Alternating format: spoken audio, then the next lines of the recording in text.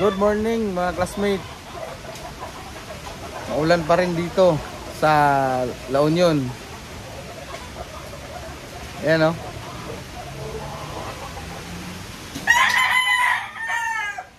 Lakas pa.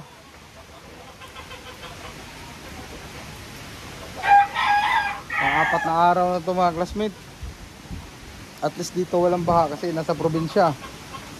Yung kawawa yung nasa Maynila, no? So ingat-ingat tayo yung mga subscriber ko dyan, naka-followers ko dyan sa Maynila area. Iba yung pag-iingat mga classmate, no? Kasi di natin mapipigilan to, panahon talaga to eh. Sa atin dito na magdasal tayo na huminto na yung ulan para makarecover naman yung mga nasalanta ng baha. So ayan. Ito naman sa likod ko, papakain kami ng mga stags. Ito, lapitan natin yung cording area. Buti huminto yung hangin mga classmate. Ang lakas ng hangin eh. Kawawa na yung mga stags. Sa cording lang yung iba. In fairness naman, kahit pa paano, wala tayong baha. So pag ganto-ganto lang, kaya ng tipi to. Unlike sa baha talaga na talagang wala silang masisilungan. Kaya dun sa mga kapwa ko breeder na binabaha, no, sana ma-rescue nyo yung mga alaga nyo. Ilagay sa karton. Ma-safety ba? Ayan mga classmate, oh. Lusok pa rin yung hangin. Balik tayo dun sa range area. Kaso maputik. Hindi tayo nakakombat.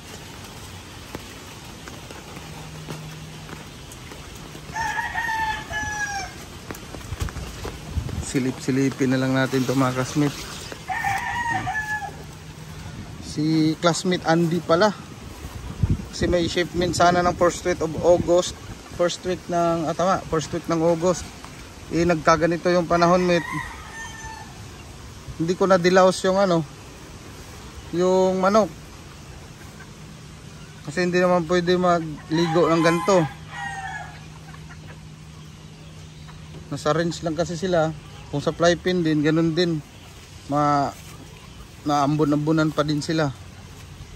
Yun, grabe na yung putik mga classmate, Kung magdilaws ka niyan, isang babaan lang dyan, wala na, dumi na naman ulit.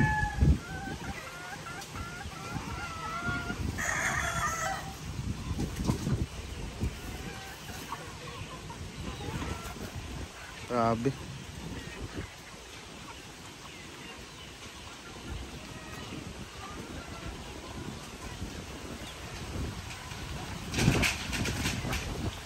Grabe yung 4 na araw na to. Sinisilong-silong na lang namin yung kambing.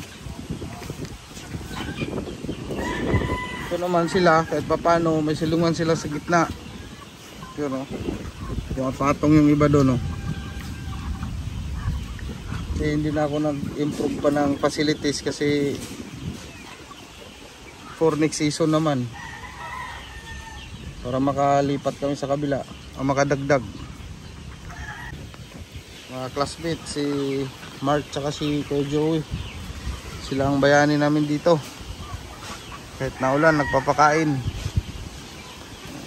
Luluto na lang kami ng pansit, pang merinda.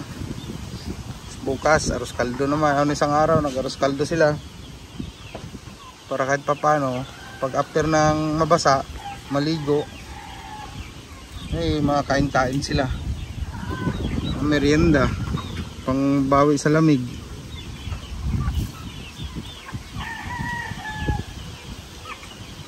So far naman dito sa mga yero natin, bakod, wala namang problema.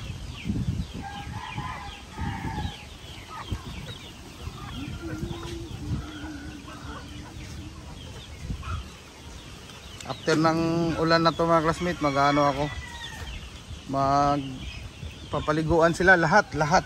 Walang matitira dito. Papaliguan. Pero hindi namin kayang sabay-sabay ito. So siguro 3 days, no? First day sa range tsaka itong cording. Second day naman yung nasa mga breeding pen, tapos itong nasa fly pen. Sigurado to, iba dito may sipon. Hindi naman na maiwasan yan. Pero sana wala. Malalaman yan pag ligo. Machi-check yan, pero kahit wala yan o kahit hindi pa nakalabas, kahit amoy pa lang mga classmate, bibigay na ako niyan. Kasi iti 3 days ko tong flashing sila.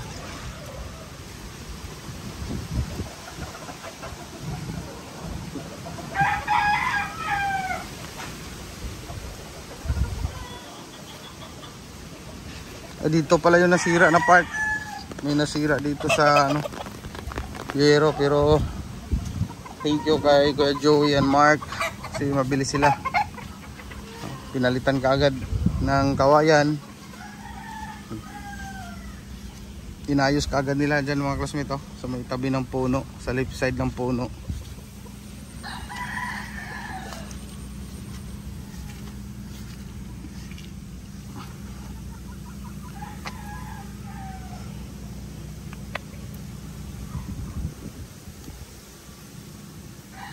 Sana huminto na yung ulan.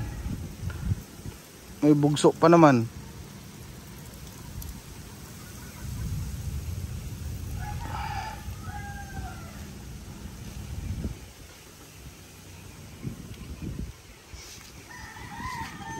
Kailangan na rin palungan pala to.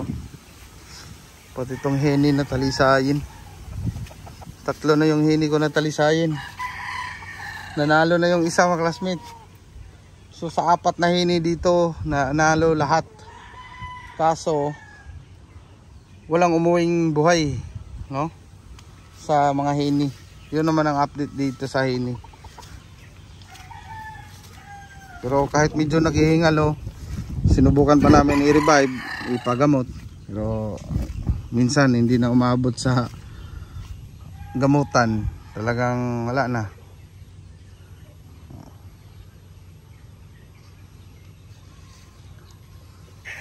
Yun yung hini na isa, early bird.